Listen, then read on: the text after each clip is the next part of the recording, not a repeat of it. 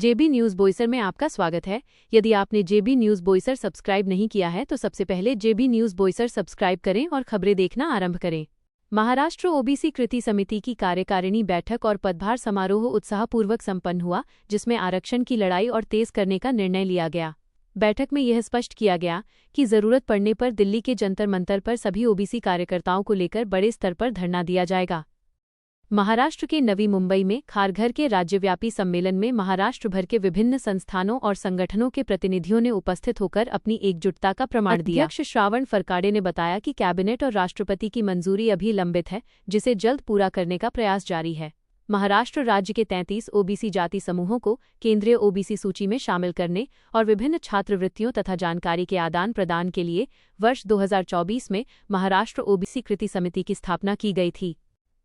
इसी संदर्भ में लेवे गुजर समाज और कराड़ी समाज की ओर से महाराष्ट्र ओबीसी कृति समिति की कार्यकारिणी की राज्यव्यापी बैठक और पदभार समारोह रविवार 22 मार्च 2026 को लेवे गुजर भवन खारघर में संपन्न हुआ। इस अवसर पर मंच पर अध्यक्ष श्रावण फरकाड़े, कार्याध्यक्ष राम खरपुरिया, संरक्षक डॉक्टर नामदेव राउत, महिला विंग कार्याध्यक्ष सरिता गाखरे, महासचिव मोरेश्वर भादे, संरक्षक पीआर बड़गुजर, सचिव दीपक नेवे, लेवे गुजर समाज के अध्यक्ष जीएम पाटिल और कराड़ी समाज के अध्यक्ष महादेव बंडाल उपस्थित थे। कार्यक्रम की शुरुआत दीप प्रज्वलन और अतिथियों के स्वागत के साथ हुई। अध्यक्ष श्रावण फरकाड़े ने अपने संबोधन में कहा कि आरक्षण हमारा अधिकार है और इसे पाने के लिए हमने 100 से अधिक सांसदों से मुलाकात की है। उन्होंने जोर दिया कि केंद्र में आरक्षण न होने के कारण ओबीसी की कई उपजातियों का भारी नुकसान हो रहा है, जिसके लिए जल्द ही दिल्ली में आंदोलन किया जा सकता है। संरक्षक मंडल के सदस्य जीएम पाटिल और डॉक्टर नामदेव राउत ने संगठन की मजबूती और कानूनी पैरवी पर प्रकाश डाला। कार्याध्यक्ष राम खरपुरिया ने बताया कि प्रयासों के कारण 99% काम पूरा हो चुका है और जल्द ही प्रधानमंत्री नरेंद्र मोदी से मुलाकात की जाएगी। पूर्व अध्यक्षा सरिता गाखरे ने एकजुटता पर जोर दिया, जबकि संरक्षक पीआर बड़गुजर ने 27 ओबीसी जातियों को न्याय दिलाने की मांग दोहराई।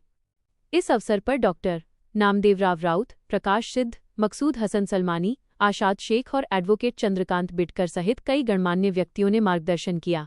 कार्यक्रम में प्रतिनिधियों का परिचय और पदभार ग्रहण समारोह संपन्न हुआ, जिसमें प्रमाण पत्र वितरित किए गए। दोपहर के सत्र में All India Muslim OBC Organisation के राष्ट्रीय अध्यक्ष शब्बीर अहमद अंसारी के निधन पर शोक व्यक्त किया गया। अंत में मधुकर सुरते ने आभार व्यक्त किया और राष्ट्रगान के साथ कार्यक्रम का समापन हुआ।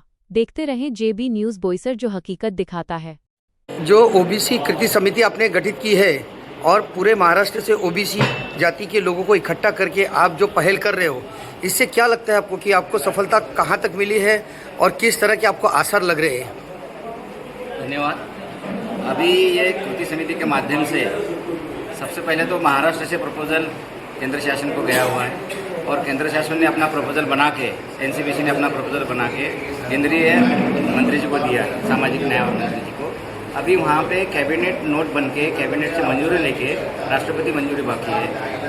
हमारा काम 99% तक हुआ है, 1% के लिए रुका हुआ है। इसके लिए भी महाराष्ट्र के सीएम ने लेटर देके केंद्रीय मंत्री जी को रिक्वेस्ट की कि इनका काम जल्दी करें। इसी सिलसिले में हम अमित शाह जी को भी मिले हैं और जल्द ही हम प्राइम मिनिस्टर साहब से भी मिलेंगे और उनसे गुजारिश करेंगे कि जो यहाँ अन्याय हो रहा है 27 जाति के समुदाय को, उसे तुरंत न्याय दें। सर, कितने वर्षों से मामला प्रलंबित है? कुछ जातियों